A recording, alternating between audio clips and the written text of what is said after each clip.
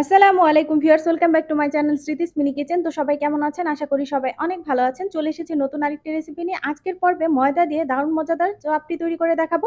এই চাপটি খেতে কিন্তু সবাই কম বেশি খুবই পছন্দ করবে। তো চলুন দেখে নেওয়া যাক। চাপটি বানানোর জন্য প্রথমে আমি এখানে পেঁয়াজ আর কাঁচামরিচ খুব ভালো করে কুচি কুচি করে কেটে নিয়েছি। তারপরে এখানে দিয়ে দিচ্ছি সামান্য পরিমাণ লবণ, মানে ময়দা যতটুকু দিবেন তার পরিমাণ অনুযায়ী। তারপরে এখানে দিয়ে দিচ্ছি আমি সামান্য জিরে বাটা, আর দিয়ে দিচ্ছি এখানে সামান্য হলুদ গুঁড়ো। এই হচ্ছে আমার চাপড়ি বানানোর জন্য মশলা। তারপরে এখানে খুব ভালো করে এই মশলাগুলো আমি হাত দিয়ে এভাবে মেখে নেব। খুব ভালো করে মশলাটা মিক্সড করতে হবে।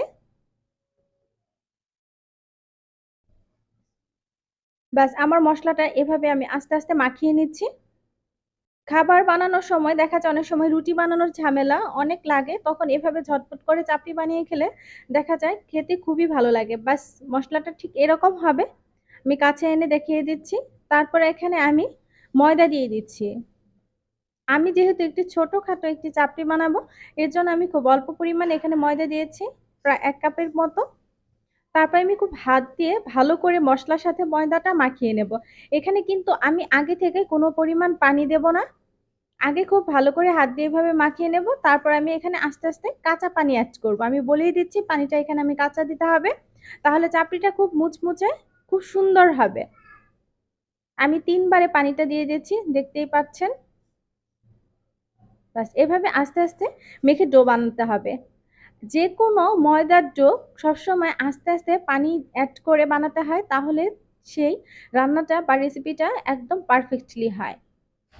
বাস, আমি হাত দিয়ে খুব ভালো করে লাস্ট পর্যায়ে আর একটু পানি দিয়ে এভাবে খুব সুন্দর একটি নরম ডো করে নিচ্ছি। বাস, রেডি আমার চাপড়ি বানানোর জন্য এই ময়দার ডো। তারপরে আমি চুলায় কড়াই দিয়ে দিয়েছি। চুলায় কড়াই গরম হয়ে আসলে এখানে আমি হাফ চা চামচ ঘি অ্যাড করছি। শুকনো কড়াইতে চাপড়িটা দিলে দেখা যাবে কি আপনার উঠে আসবে না, একদম পুড়ে যাবে। তারপর আমি সারা কড়াইতে এভাবে একটু ঘুরিয়ে পেঁচিয়ে নিলাম। এখন আমার যে ডো ময়দা রেডি করে রেখেছিলাম সেটা আমি এখানে কড়াইয়ের উপরে দিয়ে দিচ্ছি। কড়াইটা গরম হলেই দিতে হবে, খুব বেশি গরম আবার করা যাবে না, এদিকেও খেয়াল রাখতে হবে।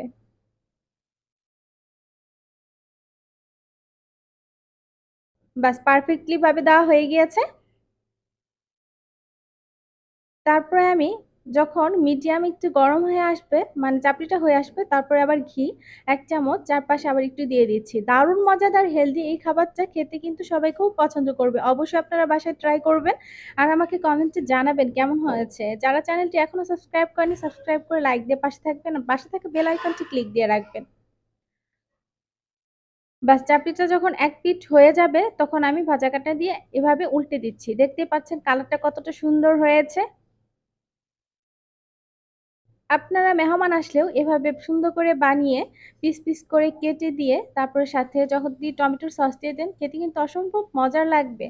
আপনারা চাইলে এই ময়দার ডোতে ডিমও অ্যাড করতে পারেন। আমি কাছে এনে দেখাচ্ছি কতটা সুন্দর হয়েছে। অবশ্যই ভিডিওটি ভালো লাগলে চ্যানেলটি সাবস্ক্রাইব করে একটি লাইক দিন। আর আপনারা সবাই অনেক অনেক ভালো থাকবেন। আল্লাহ হাফেজ।